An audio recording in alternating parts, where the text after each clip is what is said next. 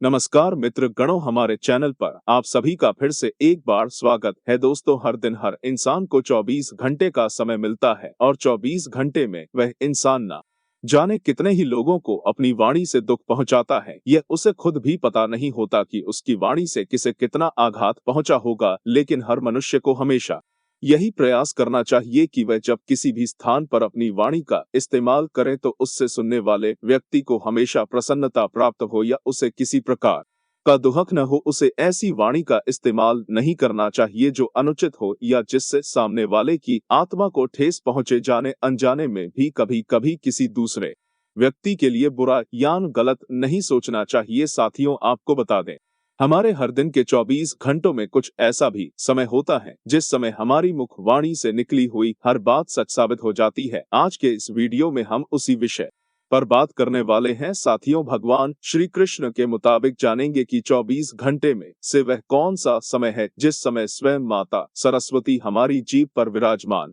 रहती है। उस समय आप जो भी बोलते हैं वह सच में घटित हो जाता है। दोस्तों, आपने बड़े बुजुर्गों को हमेशा यह कहते हुए सुना होगा कि हमेशा अच्छा बोलो, सबसे मीठी वाणी में बोलो, क्योंकि 24 घंटे में एक बार आपकी जीभ पर स्वयं माता सरस्वती विराजमान रहती है। तो अच्छा बोलने का मतलब क्या होता है, इसे भी तो आपको समझना चाहिए। इसका मतलब है कि दोस्तों, हमेशा सकारात्मकता और प्रेरणा भरी वाणी बोलनी चाहिए। कभी भी दूसरे लोगों को ठेस पहुंचे ऐसे शब्दों को नहीं बोलना चाहिए। हमेशा दूसरे लोगों को प्रसन्न व आनंदित करने वाले शब्दों का उपयोग अपने मुख से करना चाहिए। कभी भी किसी दूसरे व्यक्ति के लिए अपशब्द अपने मुंह से नहीं बोलना चाहिए। क्या पता आप जिस समय दूसरे व्यक्ति को अपशब्द कह रहे हो, दूसरे व्यक्ति को श्राप दे रहे हो, उस समय माता सरस्वती आपकी जीभ पर विराजमान हो और वह बात आपकी सच हो जाए तो इससे सामने वाले को बड़ा नुकसान हो सकता है। इसलिए दोस्तों, कभी भी दूसरे व्यक्ति के बारे में गलत नहीं बोलना चाहिए। दोस्तों, माता सरस्वती को बुद्धि,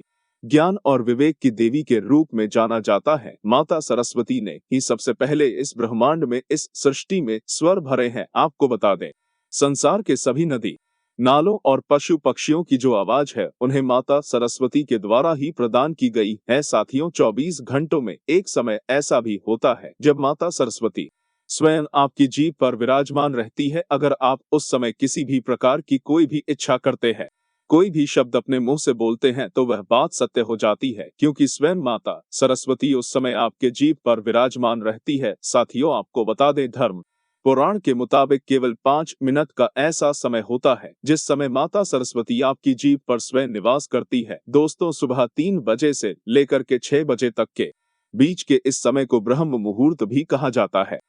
कुछ दर्शकों ने ये नाम पहले भी सुना होगा। आपको बता दें, माता सरस्वती इसी के बीच में आपके जीभ पर विराजमान रहती है। दोस्तों, जो लोग साधना करते हैं, ईश्वर की पूजा अर्चना करते हैं, तपस्या करते हैं, वह लोग सुबह ब्रह्म मुहूर्त में उठकर स्वयं को ईश्वर के साथ जोड़ने का प्रयास करते हैं, क्योंकि ब्रह्म मुहूर्त में उठने के और भी कई फायदे होते हैं, जैसे कि इससे आपकी एकाग्रता व बुद्धि बढ़ती है। ब्रह्म मुहूर्त में उठने के पश्चात आप जब ईश्वर को याद करते हैं और उनका नाम जपते हैं, उसका लाभ आपको कई गुना ज्यादा मिलता है। मेडिटेशन या ध्यान करने के लिए भी इस समय को सर्वोत्तम मन जाता।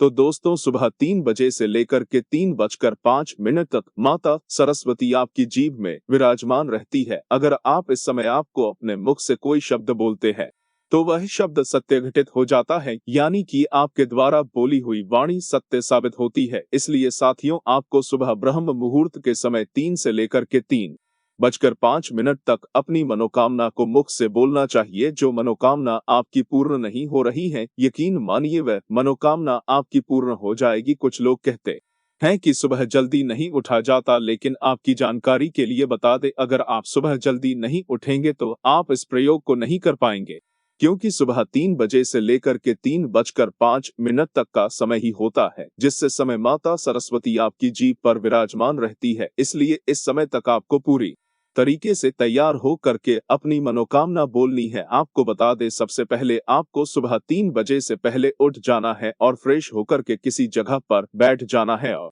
भगवान को मन ही मन 5 मिनट तक याद करना है। आपको जो कुछ भी प्राप्त है उसके लिए आपको परमात्मा का धन्यवाद करना है। उसके बाद दोस्तों, जैसे ही 3:05 होता है, वैसे ही आपको अपनी मनोकामना बोलनी है। अगर आप उस समय अपनी मनोकामना बोलते हैं तो निश्चित रूप से आपकी मनोकामना पूर्ण हो जाएगी। भगवान आपकी मनोकामना को बहुत ही जल्दी पूर्ण कर देंगे। साथ ही साथ सुबह जल्दी उठने से आप खुद में एक नई स्फूर्ति महसूस करेंगे, जिसका लाभ आपको अपने निजी जीवन में भी दिखने लगेगा।